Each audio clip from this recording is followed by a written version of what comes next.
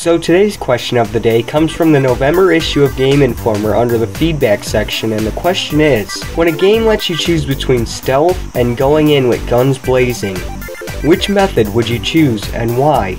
Well, the best example I can think of to answer this question is the classic cliche moment in video games when you have to sneak past guards, but which also gives you the option to go full front assault. Now, the best game that I can say this personally applies to me would be the Da Vinci Code for the PS2. This is an example of a game that's based solely after the movie and features many opportunities that the player has to either stick to the shadows or fight guards. Now, with this game, I find that there's not enough action, making it more of a mystery puzzle game, which, as I've said before, takes after the movie, but it's a solid game and I think it's one of the best in its genre.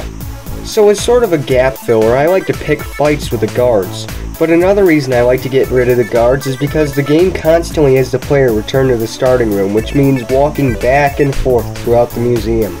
So the reason I kill the guards is so I don't run into them by accident, because if there's anything I despise in a video game is surprise enemies.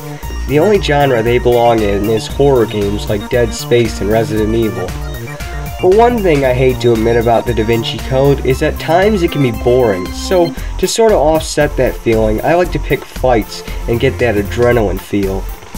Other games like The Matrix Path of Neo for the PS2 don't give you the option to fight guards, so essentially, in some missions, it's all about stealth, and that can make you really want to punch a hole in your TV screen, especially given the fact that the game is mostly combat. The worst part about some of the missions like this is they take around 15 minutes to beat. Come on, give me some agents to fight.